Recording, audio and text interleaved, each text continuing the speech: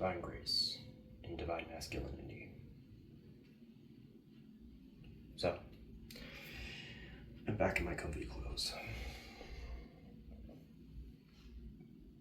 When I was considering doing more of this and making more videos for this, there was the subject of why divine masculinity.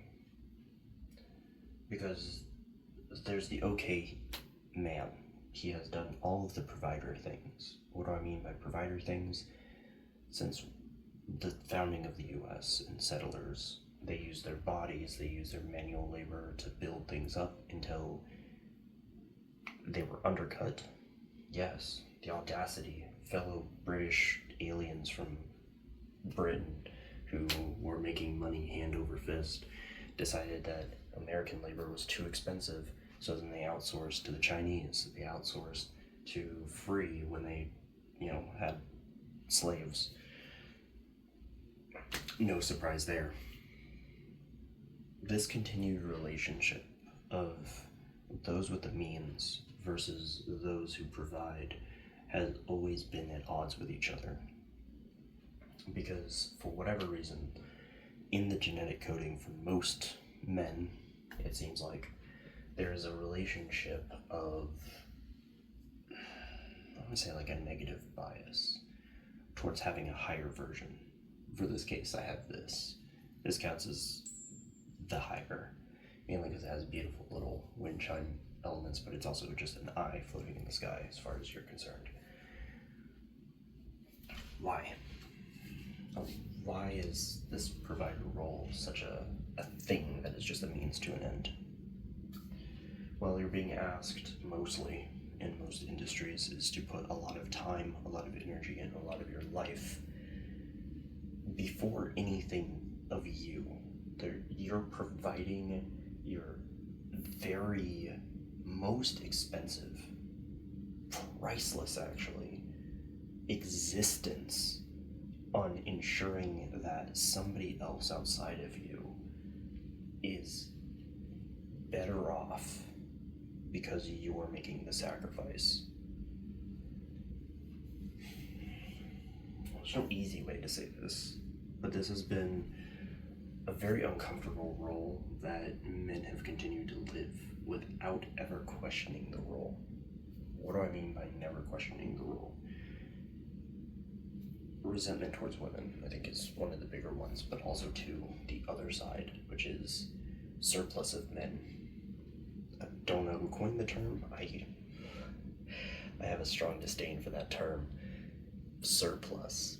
Every human being's life is valuable because it is priceless, and it is infinitely complex because it's filled with infinite potential.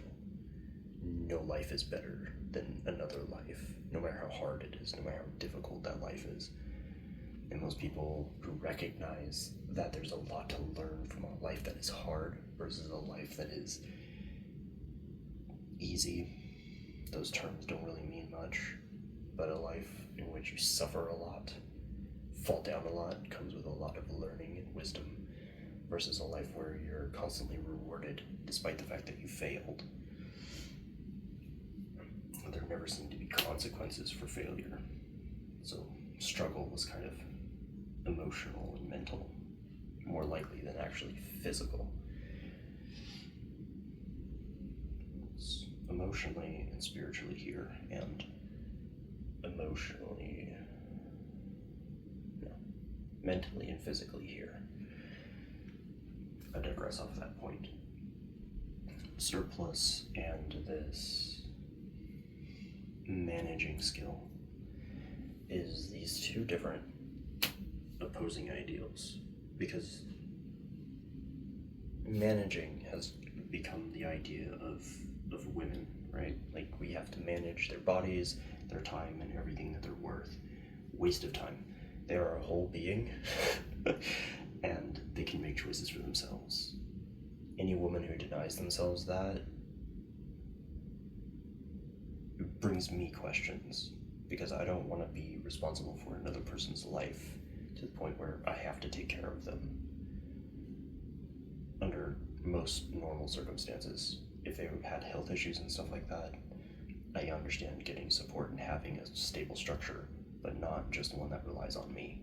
I'd rather have close friends and a relationship and a network that works with that person, so that I don't build up resentment over that person knowing that they're having a hard time, and I'm not giving myself time to experience it in a way that I can appreciate it. On the other end, you're seen as a surplus, you're seen as a tool. So higher masculinity, this divine masculinity, this divine grace, is a welcoming back to something that had often been kind of locked inside of the church or locked behind being a king. Because to have a higher perspective, right? If our entire goal as men is to have a woman in our lives, that's just romanticizing something we feel like we don't have already, which is love, which is connection, which is nurturing, which is the ability to take care of ourselves. As I have seen time and time again, I've experienced that the manipulation of women is the ability to manipulate yourself into thinking that you are handicapped without them. And that is just sad. Desperate. I would use another word here, but it always comes off as an insult. But it's not meant to. It's to show that the truth is, this isn't very helpful.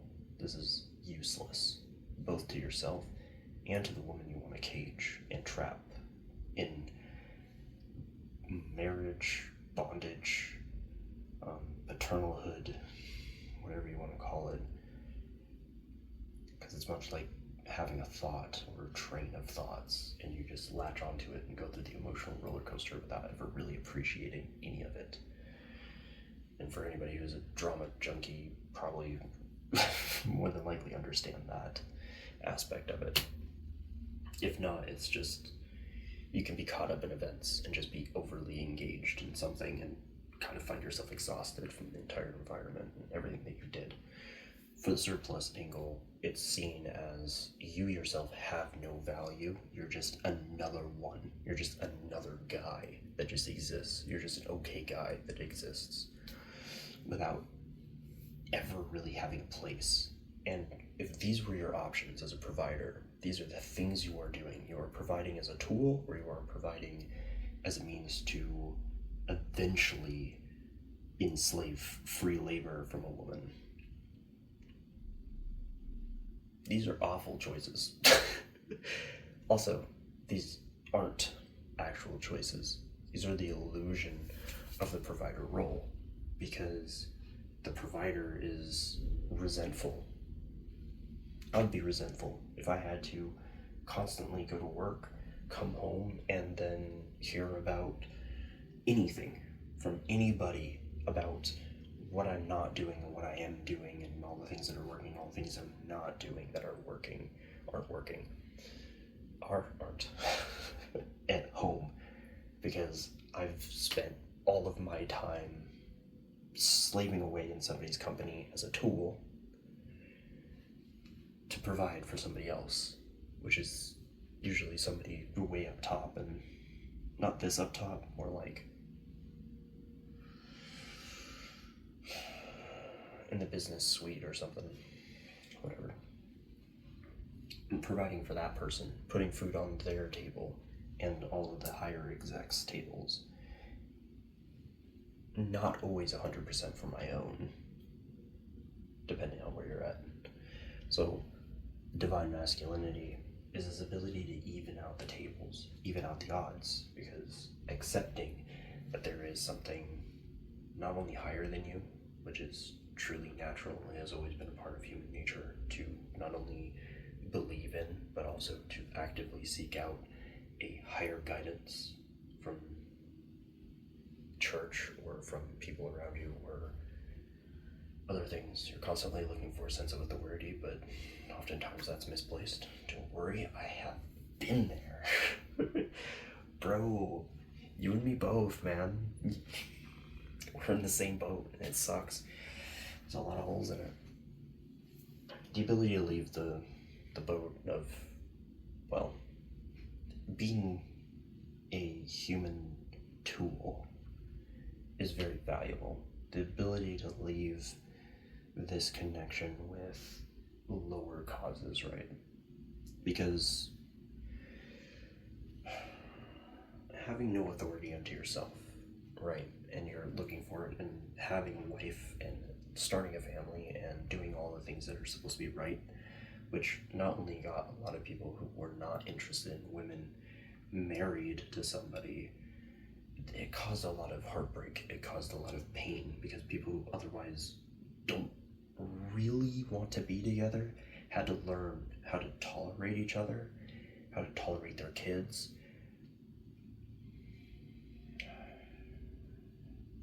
how not to abuse their children when they're at their, at their breaking point, emotionally, mentally, physically.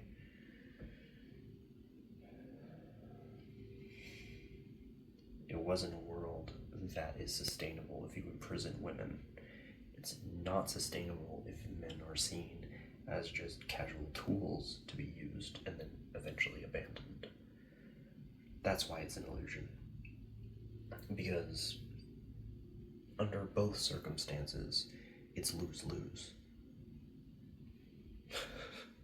As the saying goes.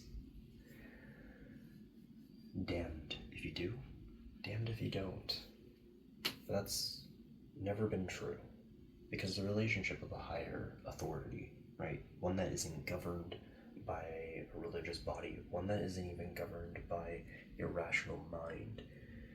There are so many things about our world that is just illusory. The ability for us to see difference in other people is just, especially intolerance of other people, is just that we see the qualities of ourselves that we dislike the most in other people very clearly. Oh, this person is very controlling. Oh, by the way, I also have a very controlling tendency.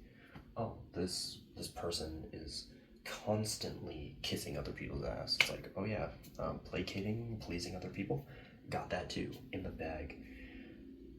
But that's normal. The okay person, the one who's down here looking for authority,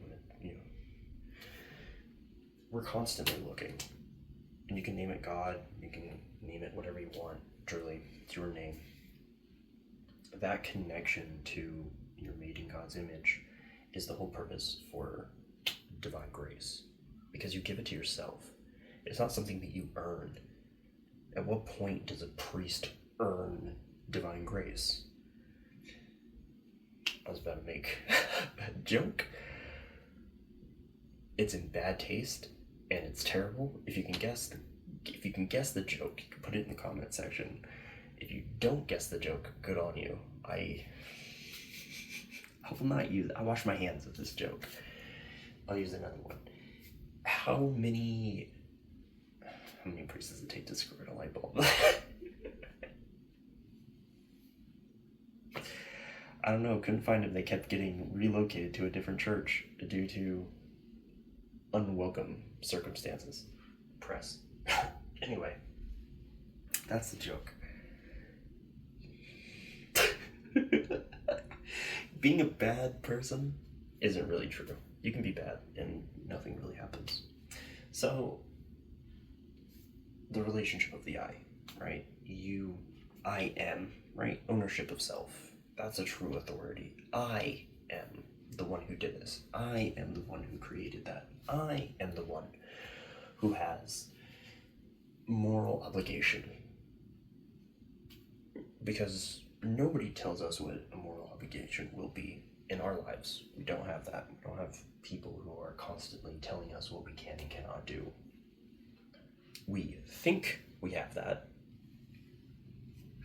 When we look at laws and relationships between people, we come to an understanding about what's safe and what's not safe. It has nothing to do with what is good and what is bad. Because arbitrarily, we assign these things for safety. I should know, I'm very good at seeking safety. in this relationship, right? Why do we have it if it's arbitrary and it's useless? Relic of the past. We had to learn how to grow up in the environments that we grew up in, even if the environments were fine. But just like a person can hear a person and know exactly who's walking around outside their door based on their gait and their walk, that was a increasingly aggressive household. It had problems, but you sought safety in understanding who is who and how to relax in your space, how to feel safe in your own space. Same too with like voice and temperament. You're very good at picking up on emotions. You're very good at picking up on what you're hearing other people say. Sometimes you can pick up cynical things that people are saying, not only about you, but about themselves. See, these are all natural eyes, because I grew up teaching myself how to be very aware of people's faces and emotional spaces, because people take up a lot of space, both emotionally, mentally, not necessarily always physically, but definitely spiritually. They take up a lot of space. So my eye is suited for that because I looked for it. I looked for it when I was a kid. I looked for it when I was an adult. And I remember now that I'm an adult, I don't have to do that to myself. I don't have to be seeking safety from somebody else. I get to choose it for myself.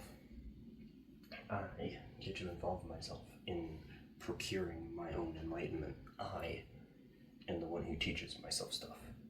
Because just as much as having this conversation and being a very one-way conversation because I'm in my room and you can only talk to me in the comments, this doesn't stop the idea of divine masculinity.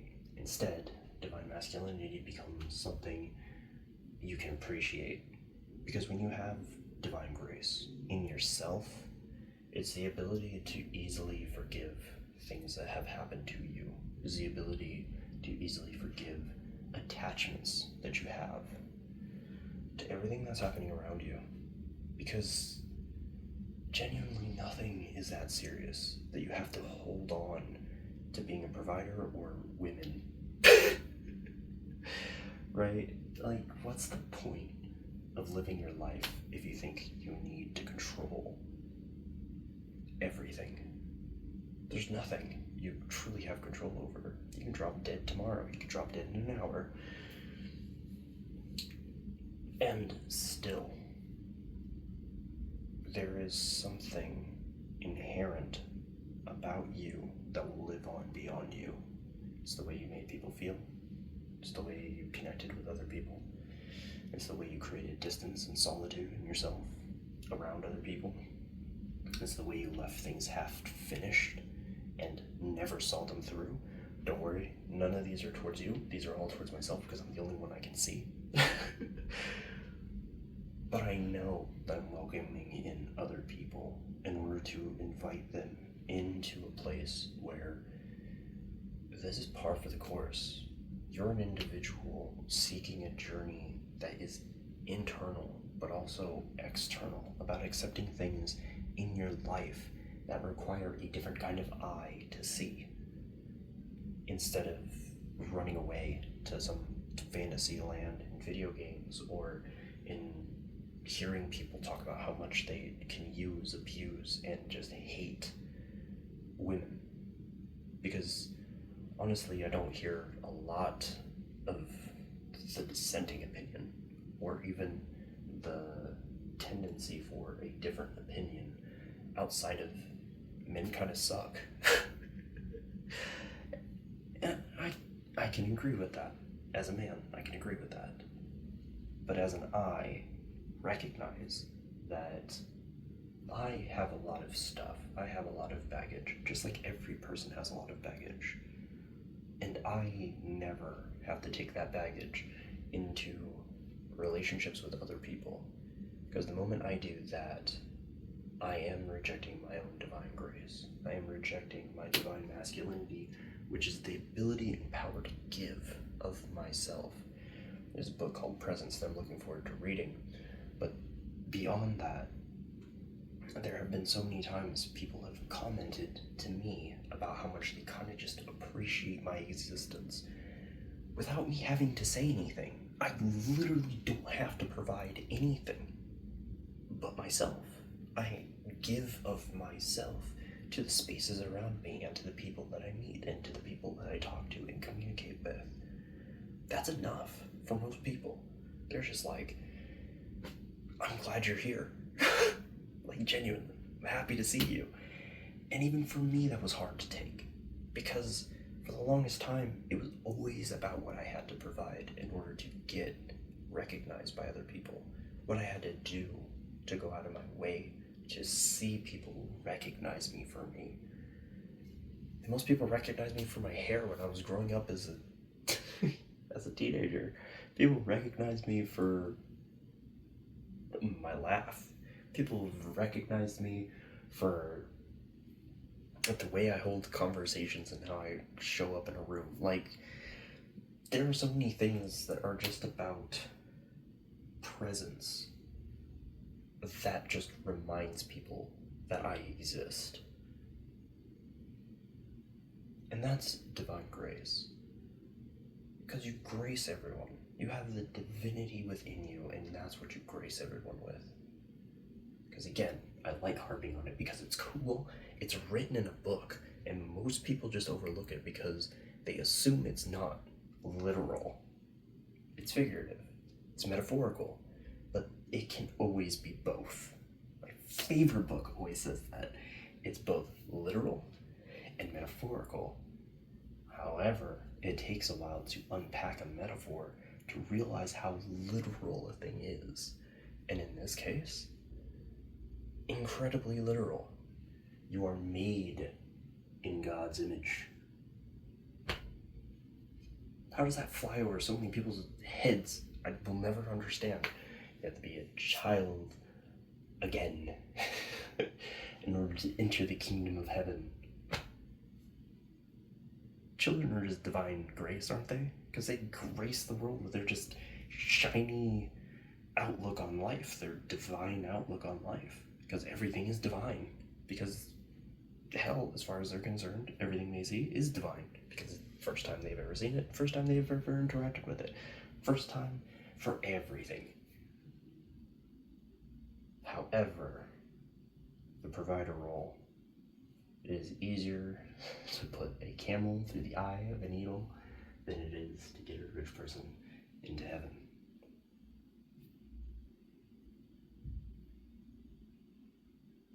To seek simple pleasures, to exist as a simple existence, that's simplicity. But it's also the beauty of divine grace. It is divine masculinity. It is the giving nature of just existing and showing up as you are. Wild, isn't it? Written in a book that everybody else looks for other things in order to find ways to hate each other. But literally the thing that makes us all unified is our ability to create.